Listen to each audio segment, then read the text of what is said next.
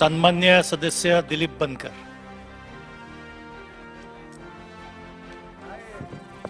अध्यक्ष महोदय, महाराष्ट्र विधानसभा नियम 293 वर मराठा समाजाला आरक्षण मिळण्यासाठी या ठिकाणी मी उभा आहे। संपूर्ण मराठा समाज ज्या विषयाकडे आज गांभीर्याने पाहतो तो म्हणजे मराठा समाजाला हवे असलेल्या आरक्षणाच्या मुद्द्यावर आरक्षण मिळावं त्यासाठी चर्चा सुरू आहे। श्री छत्रपती शिवाजी महाराज यांची शपथ घेऊन महाराष्ट्राचे मुख्यमंत्री नामदार एकनाथजी शिंदे साहेब यांनी मराठा समाजाला आरक्षण मिळावे, असं आरक्षण मिळेल अशी शपथ घेऊन त्या ठिकाणी त्यांनी ग्वाही दिली। त्याबद्दल त्यांचे सुद्धा मी या ठिकाणी अभिनंदन करतो।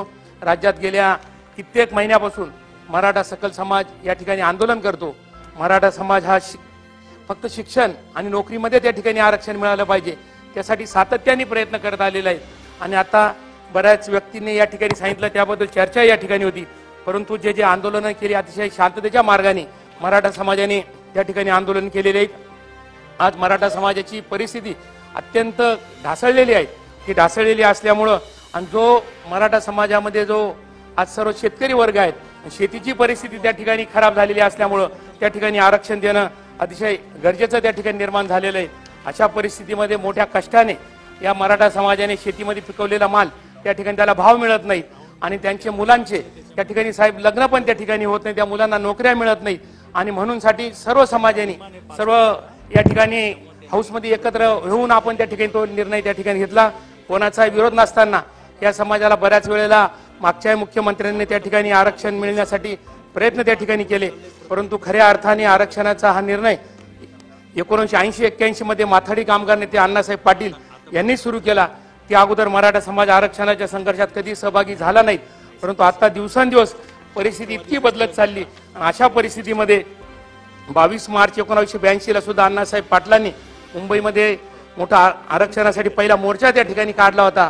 तेव्हा पण त्या ठिकाणी आरक्षण त्या ठिकाणी मिळालं नाही, परंतु मागे पृथ्वीराज चव्हाण ज्यावेळेस राज्याचे मुख्यमंत्री होते 21 मार्च 2013 ला तेव्हा सुद्धा मराठा समाजाला आरक्षण देण्यासाठी त्यांनी त्या ठिकाणी प्रयत्न केले। तत्कालीन मुख्यमंत्र्यांनी तर 25 जून 2014 रोजीच्या मंत्रिमंडळाच्या बैठकीत मान्य केलेल्या राज्यघटनेचा कलम 15(4), 15(5), 14(4) नुसार शैक्षणिक आणि सामाजिकदृष्ट्या मागास प्रवर्ग तयार करण्यात आला।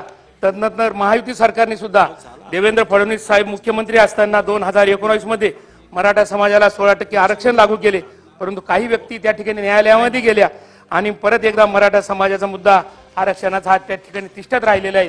सर्वच व्यक्तींनी या ठिकाणी महाराष्ट्रामध्ये असणाऱ्या सर्व आमदारांची मंत्र्यांची जर इच्छा आहे मराठा समाजाला त्या ठिकाणी आरक्षण मिळालं पाहिजे आणि एकमुखी त्या ठिकाणी आरक्षण देणं ही खरी काळाची गरज आहे। मराठा समाजाचा मुद्दा हा आजही न्यायालयाच्या प्रतीक्षेत त्या ठिकाणी झालेले। अध्यक्ष महोदय, मराठा समाजाला आरक्षणाच्या बाबतीत लढा उभारा लावतो ही सुद्धा दुर्दैवी बाब आहेत आणि म्हणूनच माननीय मनोजजी जरांगे पाटील यांच्या नेतृत्वाखाली मराठा समाजाला आरक्षण मिळावं त्यासाठी या राज्यामध्ये बऱ्याच ठिकाणी आंदोलनं त्या ठिकाणी आहेत, मोर्चे काढले जातात, काही सभा त्या ठिकाणी होतात आणि त्यासाठी आपण सर्वांनी या मराठा समाज अतिशय दिवसेंदिवस त्याची जमीन 15 एकर असेल, नंतर 7.5 एकर झाली, 5 एकर झाली, अल्पभूधारक त्या ठिकाणी मुलं झाले, कित्येक मुलांचे त्या ठिकाणी साहेब अध्यक्ष लग्न त्या ठिकाणी होत नाही। त्यामुळे सर्व गोष्टी बाजूला ठेवून या मराठा समाजाला आपण आरक्षण देत असताना हायकोर्टात असेल, सुप्रीम कोर्टात असेल ते आरक्षण टिकलं पाहिजे।